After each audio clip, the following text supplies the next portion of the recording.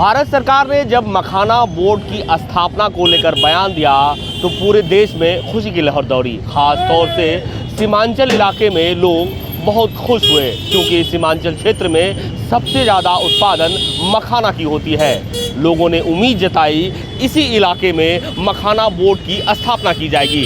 लेकिन अब पप्पू यादव का आरोप है कि कुछ नेता इसे साजिश का रूप दे रहे हैं और साजिश के तहत सीमांचल इलाके में मखाना बोर्ड की स्थापना की बजाय मिथिलांचल में इस मखाना बोर्ड की स्थापना करने की साजिश रच रहे हैं। इसी को लेकर पप्पू यादव के समर्थकों ने कटिहार और पूर्णिया जिले वासियों से इस कटिहार बंद का आह्वान किया और मखाना बांटकर इसे समर्थन देने की मांग की। इन लोगों का कहना है कि मखाना बोर्ड की स्थापना सीमांचल क्षेत्र में हो क्योंकि पूरे देश में लगभग 70% उत्पादन कटिहार जिले में मखाना की होती है और सीमांचल में सबसे ज़्यादा मखाना का उत्पादन होता है। क्या कहते हैं पप्पू यादव के समर्थक, देखते हैं इस रिपोर्ट में। कटिहार में पूर्णिया सांसद पप्पू यादव के आह्वान पर उनके समर्थकों ने व्यावसायिक बंदी को सफल करने के लिए सड़क पर उतर गए।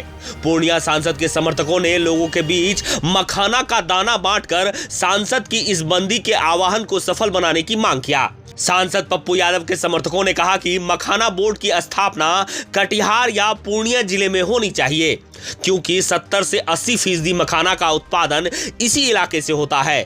लेकिन मिथिलांचल के कुछ नेता साजिश करके मखाना बोर्ड की स्थापना दरभंगा में करवाना चाहते हैं।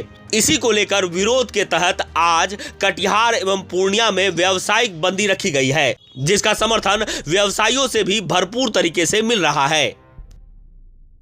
आज हम लोग मखाना बोर्ड का जो सरकार की तरफ से पहले हुआ था कि पूर्णिया में खोला जाएगा, उसको स्थानांतरित किया जा रहा है दरभंगा की तरफ, जिसके ये है कि हिंदुस्तान में सबसे ज़्यादा कटिहार में और पूर्णिया में मखाना होता है। कटिहार में 70% होता है और मखाना पूर्णिया में उससे थोड़ा कम, जबकि पूरे इंडिया में हम लोग मखाना का ये 90% हमारे बिहार से जाता है और कटिहार पूर्णिया से जाता है। तो हम लोगों को यहाँ बोर्ड का स्थापना होना चाहिए, चाहे कटिहार में हो चाहे पूर्णिया में हो। हम लोग के साथ सौतेला व्यवहार हो रहा है। एम्स का सहरसा में खुलने का था, उसको भी बिहार सरकार के द्वारा एम्स दरभंगा में ले गया। ऐसे जितने भी आते हैं वो समूचे चीज़ को कटिहार पूर्णिया कोसी से हटाकर दरभंगा की ओर, तो पटना की ओर, तो भागलपुर की ओर ले जा रहे हैं। मेरे नेता राजेश रंजन और पप्पू यादव सब दिन से एम्स का भी लड़ाई लड़े कि एम्स जो है सहरसा या पूर्णिया में खुलना चाहिए और अभी भी वो लड़ रहे हैं। 10 तारीख को सदन चालू है, 10 तारीख को इस पर मखाना बोर्ड पर और मक्का पर वो पूरा हम लोग सब व्यापारी लोगों को मखाना बांट रहे हैं कि हम लोग को समर्थन कीजिए और अपना अपना दुकान बंद रखिए। देखिए, पूरे बिहार में सबसे ज़्यादा मखाना का उत्पाद पूर्णिया कटिहार में होती है। 100 में हम लोग लगभग 80-90% का मखाना का पैदावार करते हैं। इसके बावजूद भी एक साजिश के तहत यहाँ से मखाना बोर्ड की स्थापना कहीं अन्यत्र करने की साजिश चल रही है। उसी साजिश के विरुद्ध में आज हम लोगों ने कटिहार बंद करने का आह्वान किया है।